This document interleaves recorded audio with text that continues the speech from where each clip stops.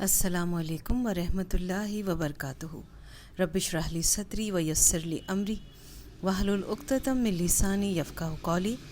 سورۃ الانعام کی آیت نمبر 25، 26، 27، 28، 29، 30، 31، 32، 33 کا ترجمہ اور تفسیر آیت نمبر 32 اور 33 کی۔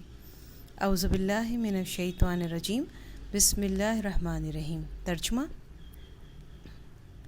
اور ان میں سے کچھ لوگ ایسے ہیں جو تمہاری بات کان لگا کر سنتے ہیں، مگر چونکہ یہ سننا طلب حق کے بجائے ضد پر اڑے رہنے کے لیے ہوتا ہے، اس لیے ہم نے ان کے دلوں پر ایسے پردے ڈال دیے ہیں کہ وہ اس کو سمجھتے نہیں ہیں، اور ان کے کانوں میں بہراپن پیدا کر دیا ہے، اور اگر وہ ایک ایک کر کے ساری نشانیاں دیکھ لیں تب بھی وہ ان پر ایمان نہیں لائیں گے۔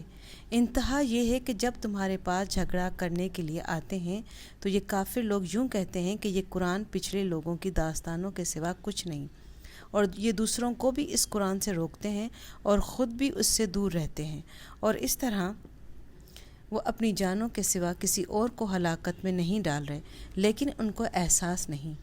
اور بڑا ہولناک نظارہ ہوگا اگر تم وہ وقت دیکھو جب ان کو دوزخ پر کھڑا کیا جائے گا اور یہ کہیں گے، کاش ہمیں واپس دنیا میں بھیج دیا جائے تاکہ اس بار ہم اپنے پروردگار کی نشانیوں کو نہ جھٹلائیں اور ہمارا شمار مومنوں میں ہو جائے۔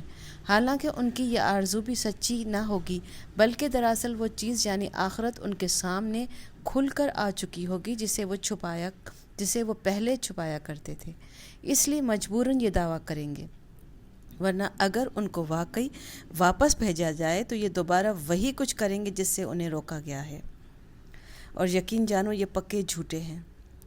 یہ تو یوں کہتے ہیں کہ یہ جو کچھ ہے بس یہی دنیاوی زندگی ہے اور ہم مر کر دوبارہ زندہ نہیں کیے جائیں گے۔ اگر تم وہ وقت دیکھو جب یہ اپنے رب کے سامنے کھڑے کیے جائیں گے، وہ کہے گا، کیا یہ دوسری زندگی حق نہیں ہے؟ وہ کہیں گے، بے شک ہمارے رب کی قسم۔ اللہ کہے گا، تو پھر چکھو عذاب کا مزہ، کیونکہ تم کفر کیا کرتے تھے۔ حقیقت یہ ہے کہ بڑے خسارے میں ہیں وہ لوگ جنہوں نے اللہ سے جا ملنے کو جھٹلایا ہے، یہاں تک کہ جب قیامت اچانک ان کے سامنے آ کھڑی ہوگی تو وہ کہیں گے، ہائے افسوس کہ ہم نے اس قیامت کے بارے میں بڑی کوتاہی کی، اور وہ اس وقت اپنی پیٹھوں پر اپنے گناہوں کا بوجھ لادے ہوئے ہوں گے۔ لہذا خبردار رہو کہ بہت برا بوجھ ہے جو یہ لوگ اٹھا رہے ہیں، اور یہ دنیاوی زندگی تو ایک کھیل تماشے کے سوا کچھ نہیں۔ اور یقین جانو کہ جو لوگ تقوی اختیار کرتے ہیں ان کے لیے آخرت والا گھر کہیں زیادہ بہتر ہے۔ تو کیا اتنی سی بات تمہاری عقل میں نہیں آتی؟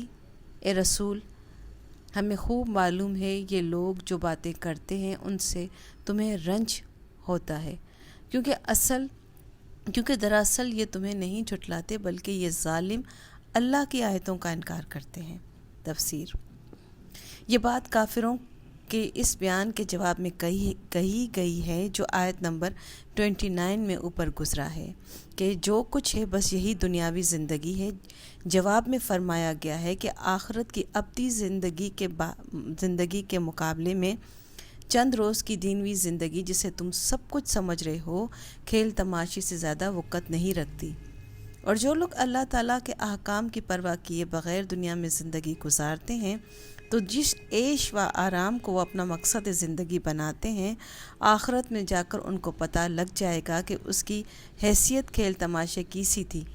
ہاں، جو لوگ دنیا کو آخرت کی کھیتی بنا کر زندگی گزارتے ہیں ان کے لیے دنیاوی زندگی بھی بڑی نعمت ہے، یعنی آپ صلی اللہ علیہ وآلہ وسلم کو اللہم صلی علی محمد کو صرف اپنی ذات کے جھٹلانے سے اتنا زیادہ رنج نہ ہوتا، لیکن زیادہ رنج کی وجہ یہ ہے کہ یہ لوگ اللہ تعالیٰ کی آیتوں کو جھٹلاتے ہیں۔ آیت کی یہ معنی الفاظ قرآن کے بھی زیادہ مطابق ہے، اور حضرت صلی اللہ علیہ وآلہ وسلم اللہم صلی علی محمد کے مزاج سے بھی زیادہ مطابقت رکھتے ہیں۔ واللہ سبحانہ عالم۔ سبحان ربک رب العزت عما یصفون وسلام علی المرسلین والحمد للہ رب العالمین۔